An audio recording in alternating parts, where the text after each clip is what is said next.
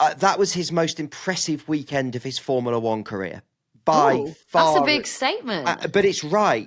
He's never been under this much pressure. He's never been it's his best chance of winning a title. He's had to come back from, as I said, the disappointing middle bit of the season, disappointing races like Baku. And look what he's done. He rose above that pressure and was head and shoulders above everyone else. That was the drive of a champion from Lando Norris. It was remarkable this weekend.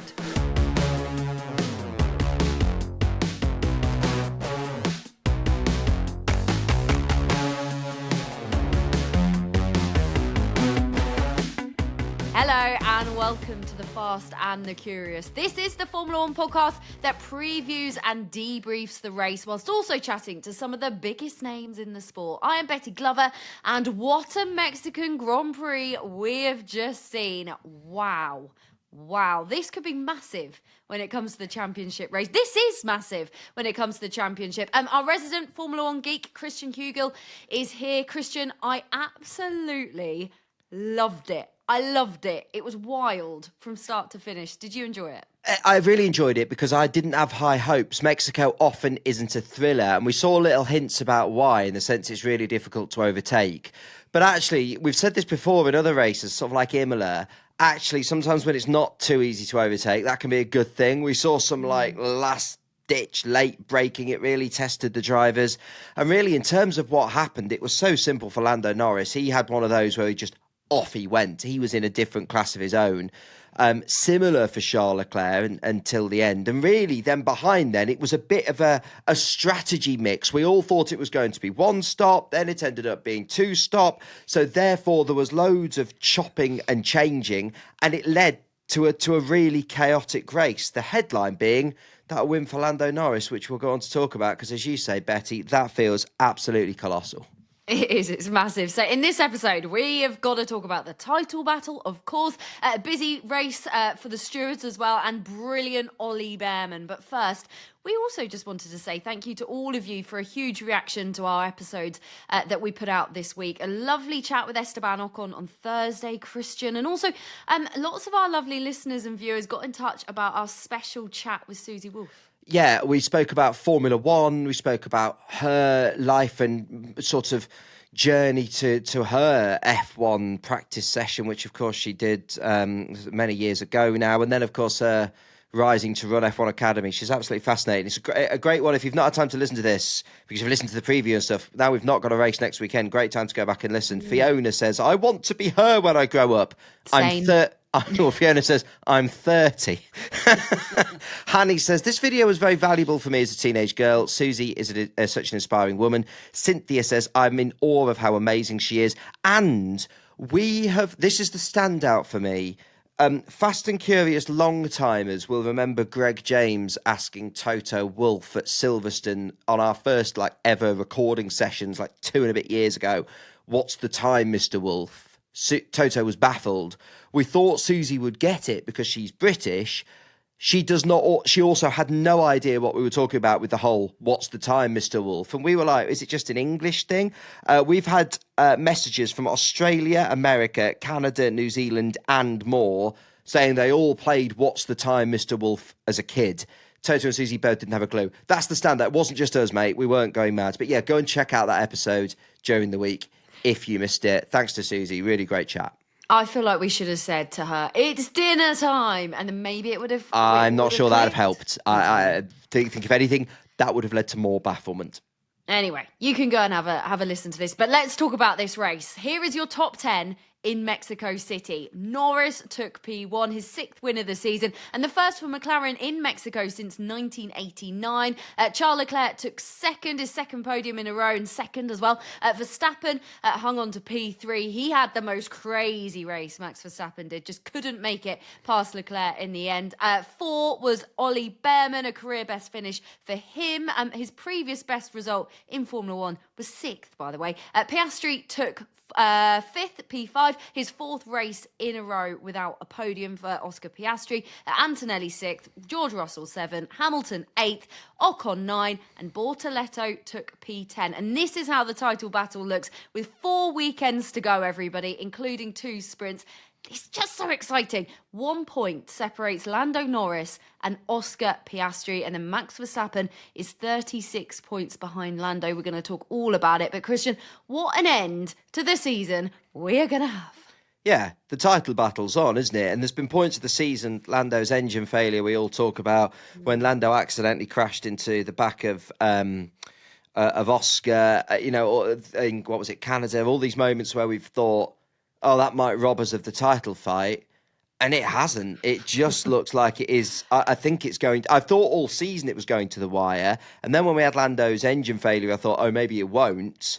I'm sort of convinced it is. It's just amazing because there's been all the talk about is Max coming back into it. Lando's dug deep when that looked really unlikely at one stage this season. It is incredible. Yeah, you're right. He's come back from a lot, hasn't he? Let's talk about him then. Let's talk about our new championship leader. Brilliant race by Lando Norris. It was just a fantastic drive from him, and he was just having a lovely time, wasn't he? Whilst all that carnage was just going on behind him. I'm not surprised Lando Norris won this race. I think it's been coming in his performances. He's been building and he's been building and he's been building. And I remember, was it Singapore, where I took a bit of heat for saying, I want more from you, Lando. Azerbaijan, sorry, not Singapore. Azerbaijan, he came P7. And I took a bit of heat for saying, you need to give us more, Lando. Well, since then, he has. He really has. It's been since that race, since Baku, where Oscar had a shocker and Lando didn't take advantage. He's been levelling up since then. It's been absolutely amazing. So this has been building for me. I'm not surprised at the win. What I am surprised at is just how dominant he's been. McLaren haven't been showing us that they've had a dominant car of late. But even in qualifying, it's just, this is Lando. Again, last year, I said at various points, I've not seen him take a proper grip, a stronghold of the championship fight. Well, this is what I'm talking about. This is him levelling up to do just that. That was his most impressive weekend of his Formula One career. By far. That's a big statement. But it's right. He's never been under this much pressure. He's never been like, it's his best chance of winning a title. He's had to come back from, as I said, the disappointing middle bit of the season, disappointing races like Baku. And look what he's done. He rose above that pressure and was head and shoulders above everyone else. That was the drive of a champion from Lando Norris. It was remarkable this weekend. It's also when you think about everything that he's gone through, like you say, but also sort of how he was dealing with that, the pressure that was on him. Can you remember when he was talking to the media and he looked so down and he was saying, I just don't know what's wrong with me. I'm just rubbish. All of that.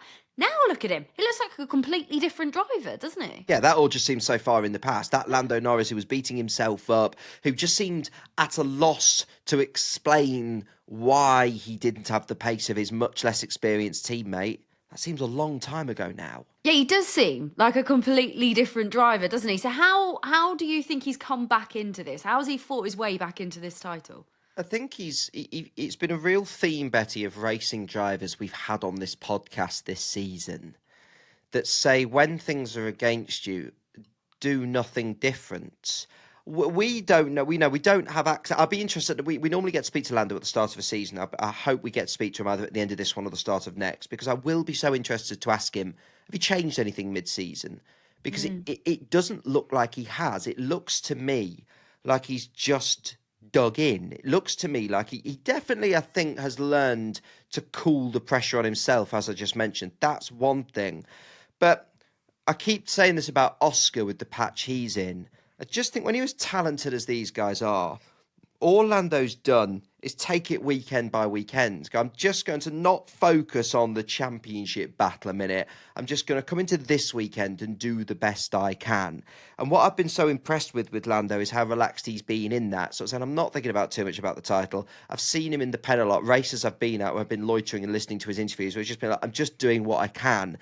And it seems that with his calm head, just doing what I can has just seen him level back up that confidence with every little bit of a result. You look after that 7th in Baku, well, he had the podium in Singapore, that built up, and you just thought, okay, that's much better. And then 2nd in the USA, it's been that slow build back into what we've seen at previous points in his career.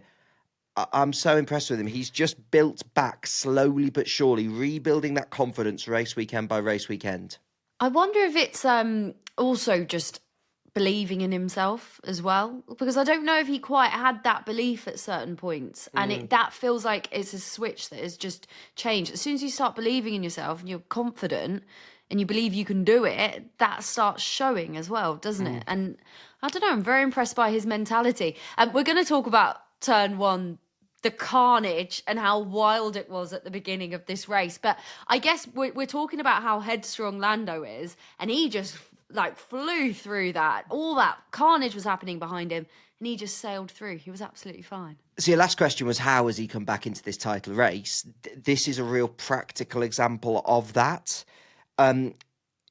It's been a stick he used to beat Lando with at previous points in his career, where people have said to him, he's not got off the line well enough. He's given up places at the start. I remember us having Randy Singh on the podcast last season. We asked Randy about this. This is something he's improved on, because it's not an easy run down to turn one in Mexico. It's not the shortest run down to turn one. You saw his sort of phase one of the start. He got off the line super well, really, really well. Phase two of the start, that second bit, it's almost like we're off the line, now we're racing. That second bit, you saw everybody catch up on him, getting the slipstream, as happens. But Betty, exactly as you said, he just kept his cool. He nailed his braking point. He didn't look out of control. And while all around him there was chaos, it was the perfect start for Lando. And people say sometimes you can't win a race at turn one, but you can lose it. I kind of think Lando won that race in turn one there. If that I wouldn't disagree with you. If that's where it was going to go wrong, it was there. And it's maybe in previous weeks or previous eras of Norris's career where it might have, but not today. Nothing was beating that boy today. It was just, and that turn one epitomised it. And after that, it was just easy for him. He just flew. He was having a great time. Let's talk a little bit about Oscar then. Brilliant end to the race. You can't dispute that. Some fantastic overtaking, and it looked like he was fighting for it, didn't it? Let's start with that positive you've just said.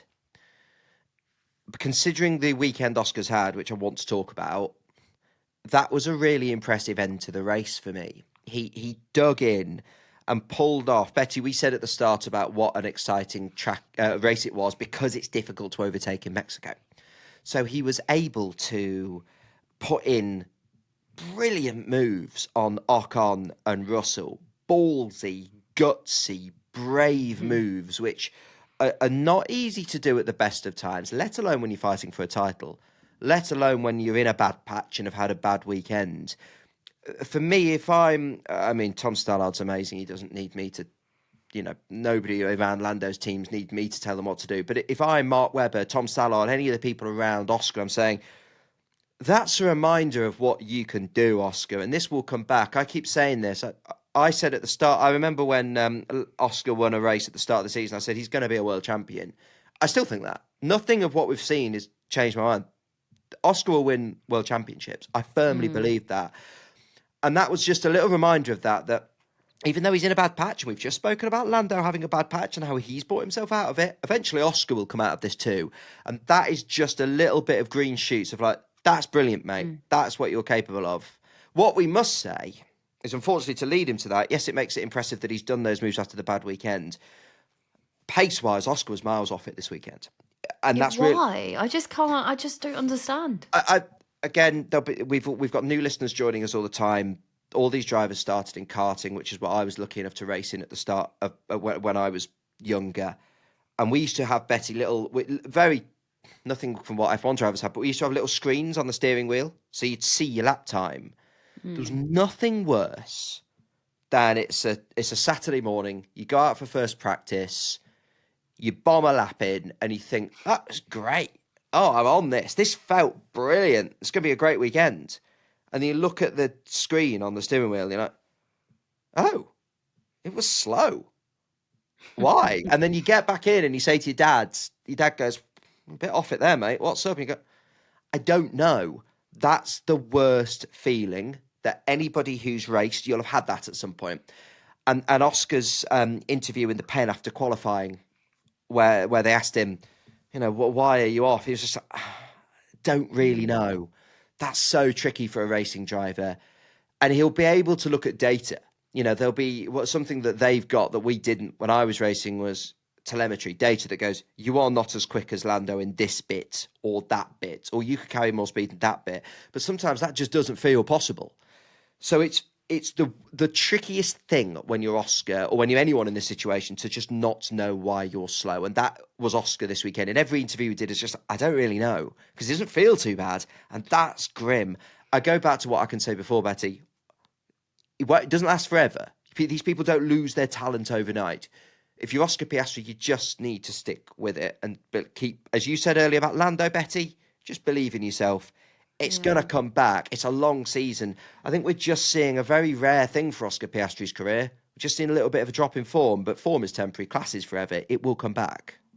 What I think's worth also pointing out is that this is only his third season in Formula One, and I think we all 100%. forget that. I forget that, and I have to remind myself, he's still very young. Comparing to Lando, this is Lando's seventh year in total in Formula One? It was 2019 rookie, so count back. Yes, he's got more years on him. And again, Betty, go back to what Alex Jakes said in our preview show, which me and you both sort of had a light bulb moment when Jakesy said this, didn't we? It was like, oh, it's such a good point that we've sort of got used to perfection because the people we've seen winning titles in this last era of Formula One have been Verstappen and Hamilton. Yeah, where they never have a dip in form. That's not the norm. They are extra special.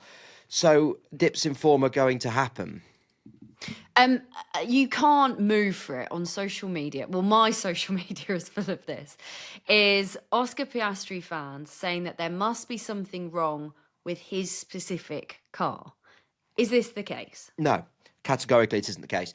I think what we're seeing with a lot of Oscar's young fans is they're looking for ways of explaining the first dip in form of his career. It's been a meteoric rise, but you look at anyone's career in Formula One, and I include you Verstappen's and Hamilton's in this. There's been a few in Hamilton's cases, even before the Ferrari years. There's going to be little dips in form. It happens, but I am seeing a lot of it as well on social, Betty. People looking for any possible excuse. I've seen McLaren are deliberately turning the car down. And just think for a moment how devastating it would be for McLaren if they've had overall the quickest package in Formula One since Miami 2024. If they fail to turn that into one driver's championship, that'll be devastating for them. So there is no way in a million years they are turning down the engine of their championship leader. It's just not happening, guys. There's too many jobs, too much prize money, too much on the line, pride. It's not happening. And also there's been other things about, insert parts here. There's a crack in the chassis. There's this, there's that. I'm not on the ground this weekend, but I was doing some digging from back here on all that. There is no telemetry data McLaren have to suggest any problem with the chassis in any way, shape or form. And if there was, McLaren, of course, would look into that and tell us they're looking into that. There is no discernible advantage for them not doing. And a lot of other parts that fans have been talking about saying this must be broke, that must be broke, they get replaced periodically anyway. So unfortunately, we're just seeing an Oscar dip. There's no conspiracy. F1 fans love an excuse for a conspiracy nowadays. McLaren are all of a sudden backing Lando. It's not the case, guys. What you're seeing is a 24-race season with drivers being put under enormous strain, and you're seeing with Lando in the middle of the season, with Oscar now, you're seeing dips in form. And that, ladies and gentlemen, is sport.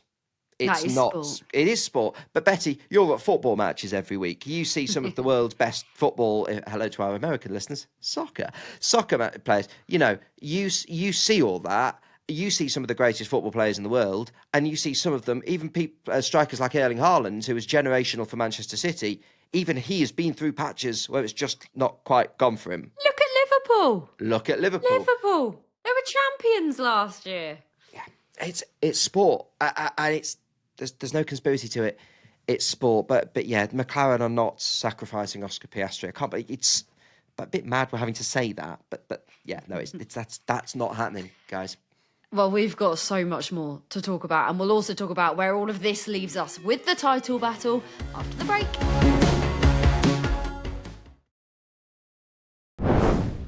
Welcome back, everybody. Now, we've spoken about Oscar. Let's move on to Red Bull. They weren't quite as quick this weekend, but Max Verstappen still showed his class, didn't he? He still had a brilliant race, and he experienced everything. He was mowing the grass. It was chaos for him. I think he had the most chaotic race out of everybody, didn't he?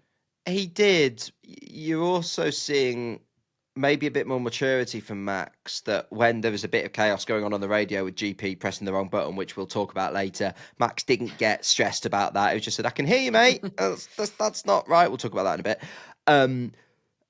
Yeah, we saw him have an optimistic move on Lewis, which was shades of old Max, but I don't think that was a bad move in any way, shape or form. I just think it was ballsy, and again, I don't mind that. It's hard to overtake around Mexico, so I'm not going to sit here and say he shouldn't have done that.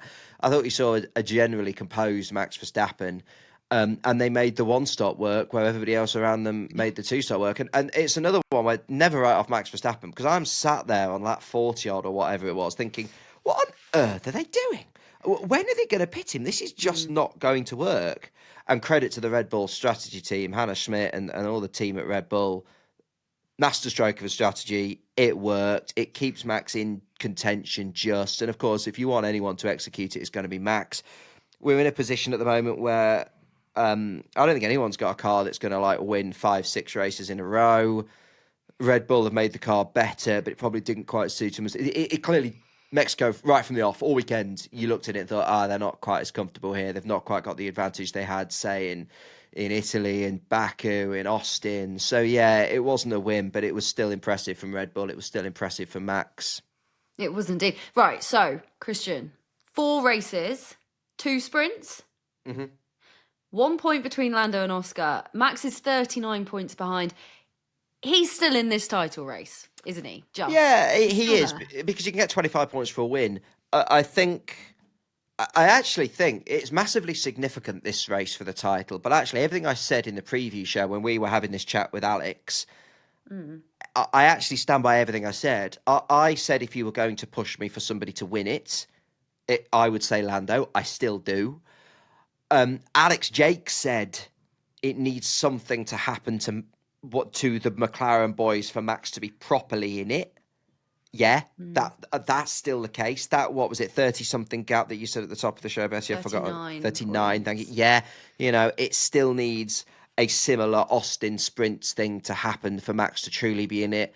Never write Max Verstappen off. It's probably Lando v Oscar, but all I would say is, 4 race, look at what I said about Oscar's end to the race. Don't write Oscar off. I think what I've been guilty of this season, what everyone's guilty of in F1 this season, is you think just because a pattern happens, you think that pattern's going to stay. Oscar just looked like he was never going to stop winning in the middle of the season, and he has. So, really encouraging end to the race for Oscar Piastri after an awful weekend pace-wise.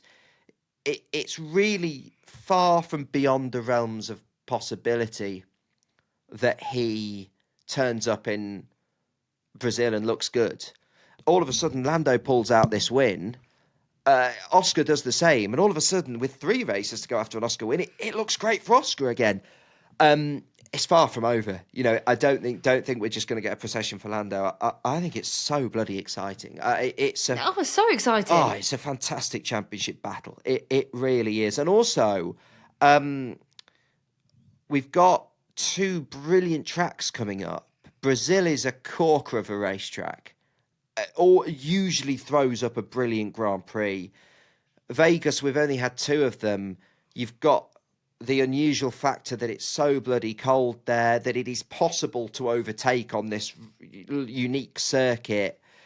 Qatar's a bit meh. But Abu Dhabi, they've improved recently as well. So, it could be, especially these next 2 races, could be a lot of fun. Also, they're basically level at the moment. They're basically level. So anything can happen. Lando's got the momentum, I think you could argue. He's got the confidence. Well, he's he does. got the momentum. But that swings. That baby goes back and forth so quickly. So, yeah, I think we're set for a very good one. Should we talk about Ferrari? I'd like talk to, about actually. Ferrari. They look so much better after the last couple of races, don't they? Charles Leclerc was also brilliant. We're saying everyone's brilliant. Lewis had a bad race. I'd say it was ruined by that 10-second penalty. So should we start there? Probably, because I can't help but look at that and just think, oh my God, that was so harsh. Right. So obviously you've got into turn one. Lewis got a great start, put himself where you'd want him to put it. Charles runs wide, and the race directors, rightly or wrongly, I should say the race stewards, I should say, do tend to give you less of a hard time if you do that on turn one, because it's turn one. Fair enough. I said last weekend, didn't I, in Austin, a couple of times, I err on the side of sympathy in turn one. So I sort of think, yeah, I think they've probably got that right on balance. In terms of I think it would have been harsh to punish Leclerc on balance. But, there'll be people who disagree with that, and I can't really... Yeah, because a lot of people are saying, how's tricky. that fair? It's How's tricky. Hamilton been punished but Leclerc hasn't? Which, it's then really tricky when... So according to... I watched the Sky Sports commentary feed. According to Crofty and Caroon, Lewis was punished not for going off the racetrack, a la Charles Leclerc, but for not taking the escape road. The escape road is so thin. Max has come from so far back that I think that's really harsh on Lewis to expect him to be able to get the car into the escape road when he's shedding off the speed in such a short space of time, when it's so tight. I think that is a very harsh penalty. Now, flip that. The rules on overtaking are that you are supposed to have hang on, let me get this right. You're supposed to be alongside the driver's the driver's wing mirror. That you're supposed to have, I think it's your helmet alongside the wing mirror, but which Max was. It was late, but Max had that. I'm satisfied with that. The rules also say that you're supposed to be fully in control. And I think you could maybe argue that Max had locked up and wasn't quite fully in control.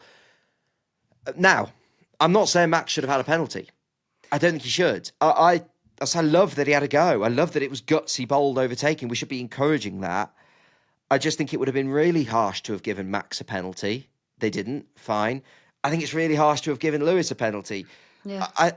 I want us to be in a position in Formula One where we're giving penalties if it's screaming penalty. And actually, I think the FIA got turn one right.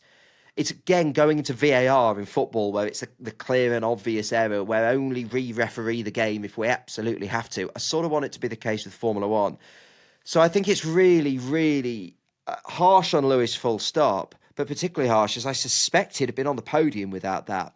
He would have had a completely different race. Yeah. His race would have been totally different. That top 4, 5 would be totally different. It's so annoying. It's hard, right? It's hard. The FIA have got a tricky job in that situation. It's hard. I think they should have let them race. I didn't want to see penalties given out in either ones there.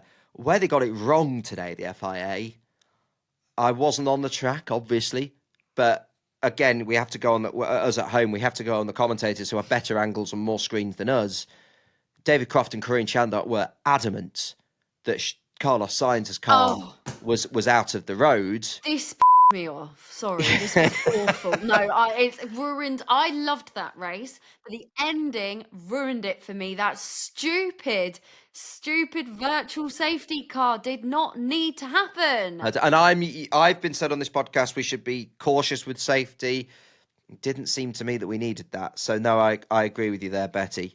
There were so many battles unfolding on track. That could have been cinematic. We were in for a fantastic last section of that race. It was going to be so good, and they were just overly cautious. I think they were. I think they were, and obviously it stopped. Max potentially taking another step forward in the championship by getting Charles. It was just great racing. I think Oscar could be annoyed by that. Yeah, it was just great racing. So that's a shame. The one thing I would say, to go back onto the positive. No, there's no positives. It's all negative. No, there is a positive for Lewis. You should be on Twitter. Don't be happy.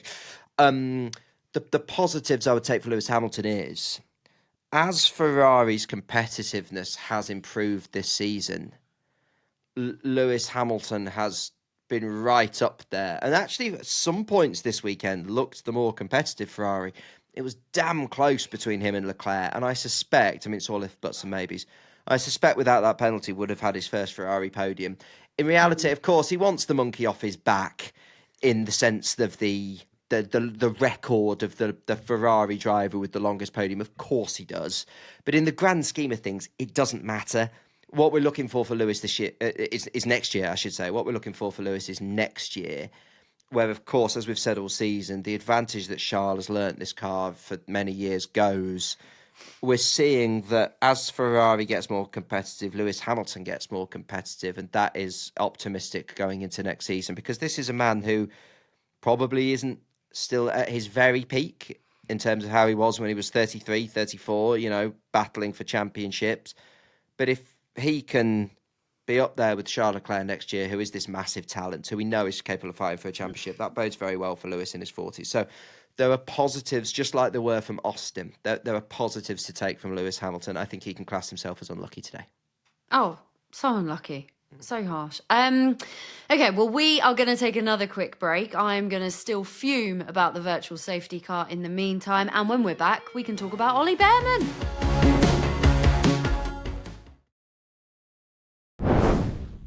Okay, on to Ollie Bearman then. He was so close, Christian, to getting on his first podium. He was so close. There was a point during that race when I thought he is actually going to do this. He is going to do it, but obviously Max being brilliant stopped that one. He is just getting better and better though, and we talk about loads of positives. There's plenty there for him. Yeah, I mean, really well done from Haas full stop. They brought upgrades to Austin. We said to Esteban on the last show, which, by the way, is worth going and checking that out. There's plenty of nice stuff to listen to in the Esteban Ocon interview, even though we were talking ahead of this race. There was lots of nice stuff. Oh, he was so good. Including my dad's dog, Teddy, Brilliant. which Esteban enjoys. But he was saying they bought upgrades, and they have, and Esteban got good points this weekend. He was fantastic. But Ollie was excellent. And yes, on another day, he might have had a podium there. The brilliant Red Bull strategy for Max, yeah, fine. It doesn't matter, because that podium's going to come for Ollie in his career. So I've been really impressed with Ollie Bearman, not just this weekend, but he's on this little run of points. It looks like, again, he talk about levelling up. You look for evidence of rookie drivers improving in their season. He's showing that. So the podium will come, and it was lovely to hear him be so delighted at getting fourth and not gutted about that, because Ollie, you should be happy with that. Your overall performance was absolutely fantastic. All weekend. It wasn't just a good race. All weekend, he's just levelled up, and I'm super impressed with him. Yeah, he was absolutely brilliant. And also shout out to his dad, who was an absolute nervous wreck. Oh, you could see the tension. Race. You could see the tension in him on the pictures. Unbelievable. Oh, you could just feel the emotion through his dad. I just absolutely loved it. And we're going to get on to Radio Radar in a moment, but also just shout out to Ollie Bearman on the radio when he realised he got P4, and he basically just screamed down it. He was just so happy. And also, bear in mind, Ollie did our show when we were on the stage, when we did our Silverstone preview show on the stage. Ollie's dad came to watch. Like, he's still so proud of his son that being on the main stage at Silverstone, despite the fact his son's racing in Grand Prix, being on this stupid podcast is the least thing he should be proud about. But that's the level but that's the level of proudness that Bear Dad's got, where he's even coming to watch his son do a podcast on the stage at Silverstone. So no wonder he was so bloody tense in the garage as his son's fighting for his first podium. That was lovely. So close, so close. What is Ollie doing better than he was then? Where are these improvements coming from? I think what I was hearing in the middle of the season, or towards the start of the season, was there's pace there. Like, we'd seen the pace when he filled in last year, and then he sort of, in some places towards the start of the season, struggled to piece it together. And I was hearing people say there's no doubt the pace is there, but he needs to string that together more consistently. And he was making some silly mistakes. I can't remember exactly when it was, but he made contact with the wall over the Silverstone weekend on the way into the pits. And that was just one example of people being like, the consistency's not quite there. There's too many mistakes. That seems a long way away, a long time ago. His little run of points with 9th in Singapore, 9th in the USA, and then this, it's not just getting the points on the board, but all weekend he looks faster. And I think it sounds quite brutal, but like Esteban Ocon's been around a while. He's a benchmark of a very good Formula One driver. I said at the start of the season what an excellent signing he was for Haas. But Esteban hasn't been picked up by a Mercedes, despite the opportunities to be there. And Ollie is aiming for, he's part of the Ferrari junior driver program. He will be aiming to get himself into a seat like a Ferrari. And to do that, he next season will need to go out and beat Esteban Ocon. If he does that, the big boys at the top will start to take notice of him. And he seems to be doing that. So that speed, that consistency is improving. The mistakes have been cut out and he's beating Ocon at the moment. If that carries on at the end of this season and consistently into next season, Ollie is contracted to Haas next year. For 2027, you are going to start hearing him being linked with other teams if this carries on and if he were to beat Esteban into next year. Very, very impressive from Esteban, from Ollie Bearman. And one of those weekends where you just wonder in future if he, I don't know, is announced as Lewis Hamilton's replacement long term, where you're going to sit back and go, remember that Mexico weekend where he put it all together. It could be one of those significant weekends. I'm really impressed by Ollie Bearman, not just this race, but in these last handful of races post-summer break. Good time for him recently, and he can also enjoy listening to the new Taylor Swift album because we know he's a big fan of her as well. So maybe that's keeping him calm. Maybe that's his pre-race playlist. He enjoys the fate of Ophelia, but what's his fate in F1 long term? Only time will tell. Oh God, that was absolutely. It's awful. good, that, wasn't it? No, that was awful. Awful. Speaking of awful, should we get on to Betty's Radio Radar? Because George Russell's language during this race was absolutely awful. Although I loved it because I absolutely love it. Right, so firstly, let's start with George begging to be let past Kimi. This was gold. George Russell, it, make a change. Noted is not good enough.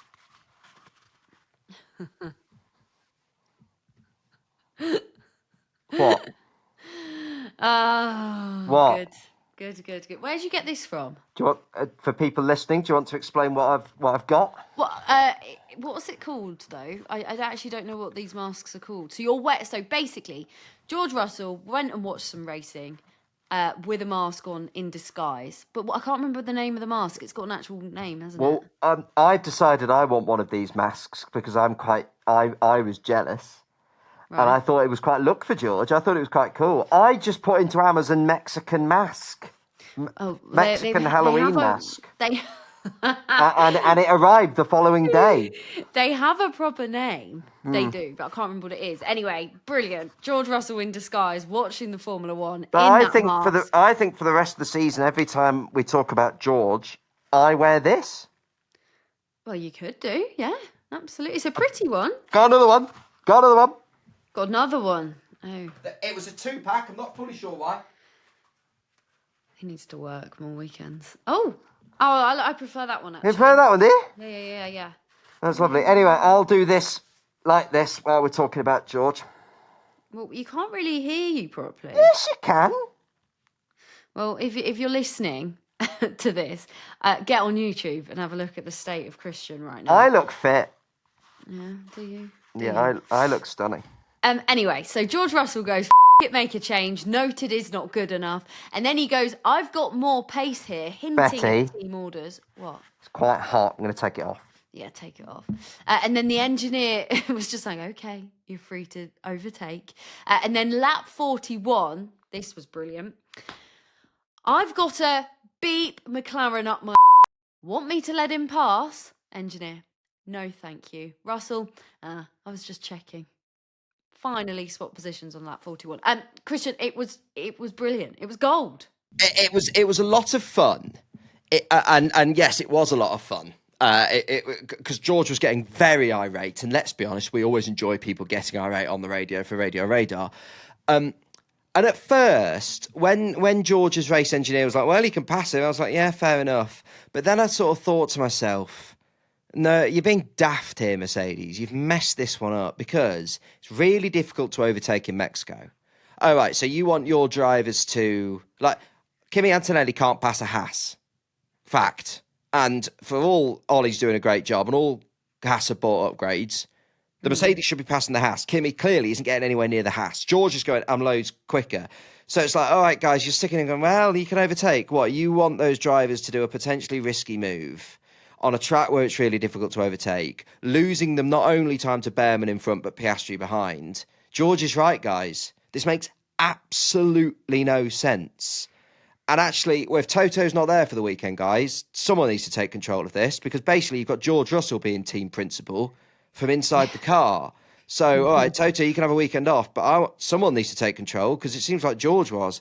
So I think Mercedes messed that up spectacularly. And actually, you know, Karun made the point on the Sky commentary that when they eventually did go, all right, George, we've changed our mind, we've wasted 5 laps of tyre grip there. Yeah. And then he probably wouldn't have been overtaken, maybe. No. Well, he might have, but... I can totally agree. I can totally see why George was so frustrated there. Because I'm sorry.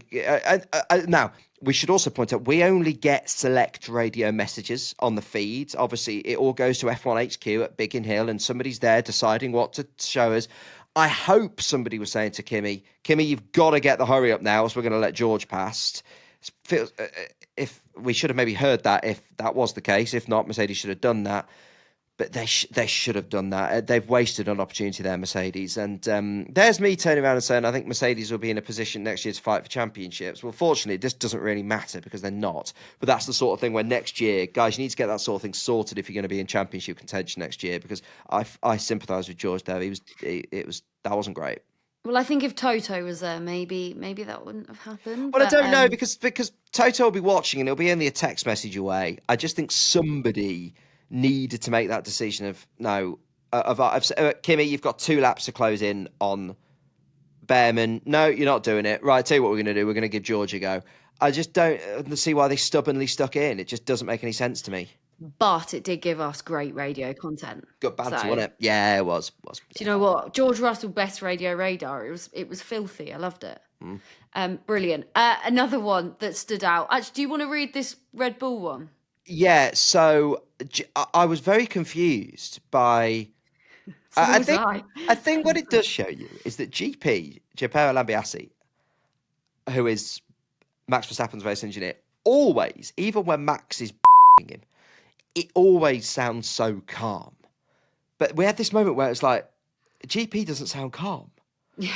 And it was like, why? And he's asking Max. I was like, brave man, I wouldn't be asking Max what strategy. This is brave. And then you realise what's happening. And you go, and I'm lucky enough to have spoken to Bernie Collins a lot in my career, and she's explained how all this works. And I'm sat thinking to myself, he's pressed the wrong button here. And then sure enough, Bernie Collins comes on Sky Sports and goes, yeah, he's pressed the wrong button here. So yeah, I thought he had. And it just shows you, though, that it's very funny that he's pressed the wrong button and therefore he's talking to Max and he thinks he's talking to the team. But it shows you the talent of these race engineers that even they pulled off a brilliant strategy. But at one point, it was clearly a bit chaotic. And all of this chaos is going on with all of these different team members. And then it's the race engineer that has to be calm and go, calm faces, like a sort of aircraft pilot. Okay, Max, we're going to be doing a 1-stop. It's a 1-stop or a 2-stop. You know, when all around they're losing their heads, they have to be cool and go and talk to Max. It's literally like, guys, what are we doing? Guys, what's the strategy? Okay, Max, 1-stop strategy, please. Thank you. It's a 1-stop. It's a 1-stop. So, yeah, very funny. Mistakes happen. And it's what Greg always says. We love it when rubbish mistakes happen, like pressing the wrong button. But they're human. It happens. Yeah, but is Max replying saying, I can hear everything? Guys, I can hear everything. Yeah, they must be like, oh, God. Max knew what was happening. Max is very cool. It's like, yeah, no, I can hear all this. Yeah, I don't need to hear this. Excellent. But when you're driving, that's probably the last thing that you particularly want to hear. Like, oh, guys, get on with it. Come on, make a decision. What are we doing? Other things that really stood out for us, by the way, that we've spotted on social media, one of which is Isaac Hadjar joining in with the dancers before the drivers' parade. I didn't see this. Seen this. Go and look at it on social media. They're dancing, and he just joins in. He's got his little water bottle in his hand. He's just having a little jig. It is so funny. Oh, protect that boy at all costs. That's wonderful. I entirely missed that. Excellent. I just love that he's just so chilled, and he's just like watching these dancers. He's like, Okay. Lovely. I'll have a little go at that. But we've also had a lot of messages that have come in. Quite a concerning incident, Really actually, with concerning. some marshals and Liam Lawson. This was just before he retired. Marshals running out in front of his car. Yeah, it's really so. For those that haven't seen this on social media, it looks like when Liam, just before he retired, it looks like some marshals were running to get debris and basically miscalculated it and ran out onto the track. Could have been horrific. So yes, loads of people said, "Have you seen this? What's gone on?" We don't know what's gone on yet. The FIA safety work, generally speaking, is absolutely magnificent. You know, people like me come on these podcasts and go, "Oh, the FIA have made this decision. I disagree with that and I agree with that." Stupid Fine. virtual safety car. It's the virtual safety cars. You can't criticise the FIA and Formula One's commitment to safety. They learn lessons when it happens. So yeah, it looked like what I suspect was that the marshals, in the heat of the moment, have made the wrong decision and just ran out. If they were given instructions to do that, that would be wrong. All that I can assure people and reassure people is that F1 as a sport takes things like this extremely seriously. This will be top priority for somebody after the race and tomorrow morning. They will be looking at this going, okay, what happened? How do we make sure that didn't happen again? It's very concerning. It's something the sport will take really seriously and will want to look at. Yes, it's not a good video. That could have ended really, really badly. Before we wrap things up, another thing that I just want to highlight is why was Lando getting booed so much in Mexico? Because it was constant at the start and the end of the race. I don't know. I really, really don't know.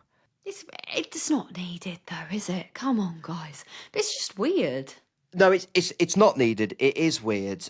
I hate booing in Formula One. I hated it when it was Max versus Lewis. It's something that historically, growing up, we didn't see too much of in Formula One. Michael Schumacher got a bit of it back in the day. I find it really hard when drivers get booed. These guys are risking their lives, as we've just talked about with the Liam Lawson incident, because, by the way, that sort of thing isn't just dangerous for the marshals, it's dangerous for the drivers. These guys are risking their lives, and we shouldn't take that for granted because, the safety record is by and large very good in the sport nowadays. If you're going to a Formula One race and booing a driver, no matter who that driver is, grow up and actually go and watch something else. Go and boo at a football match or something, because that's not what we do in Formula One. I don't like it. It's not right. These guys are superhuman, superheroes, risking their lives. I hate it. And we as a sport should be better than that. So if you're going to go to a race and boo a driver, stay at home. Go and do a different sport. We don't want you. It's just not very nice to listen to for any driver. And like you say, it happened to Max. And that wasn't nice to listen to either. It's not even just a Lando thing, but it is weird. Like, why are you booing him? I can't give you any insight as to why Lando is getting booed in particular, but it did seem to happen over the course of this weekend. It really did. I don't know. I don't know. I'm sure other people in the comments will tell me why and give their opinion on why it's happening, but I don't like it. I don't like it at all. Well, it didn't stop him winning the Mexico Grand Prix because he got the win. Listen, let's end on, after a couple of serious things, let's end on a positive note. And by the way, I'm just seeing pictures as we're finishing recording this, because we're talking about this straight after the race, of Ollie getting emotional in the pen, talking about his family getting emotional. That's what we want. Lovely human stories. Ollie, who's just the nicest guy. I've spoken to Ollie quite a lot. I interviewed him last weekend in Austin. Such a nice guy. Such a nice environment and atmosphere around Haas at the moment. That's a lovely, lovely thing. Good human stories. And we should be celebrating that we have got a bloody epic title fight. We should be enjoying this. We should be accentuating the positives.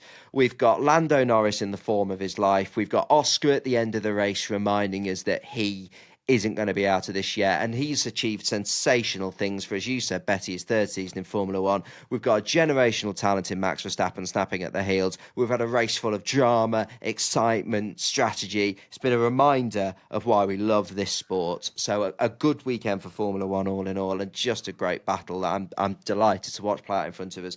I'm excited. 4 more left, and I'm at 2 of them. I know, it's so exciting. So that's a reminder as to why we love the sport. And this is a reminder to subscribe to this podcast wherever you get your podcast, but also on YouTube as well. You do not want to miss any of our episodes as this championship battle starts to hot up.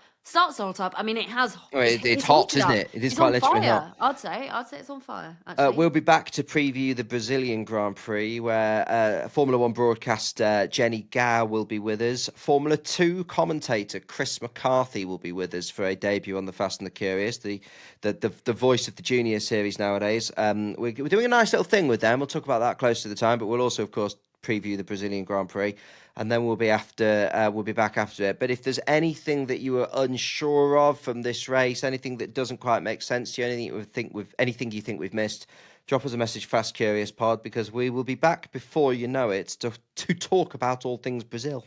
We've probably missed a lot, to be honest with you. Well, we should. It's hard, isn't it, when you come on these things and you do the race debriefs, then 12 hours later, when people are coming to listen or watch, it's like, oh, that's reared its head. So yeah, we should say that we're not going to always be able to talk about everything, or else the podcast be 3 hours long. It's also 11 p.m. So I really need to go to bed, yeah. Good night, everybody. Night, everyone. Sleep well. All the best. Good night. Happy championshipping.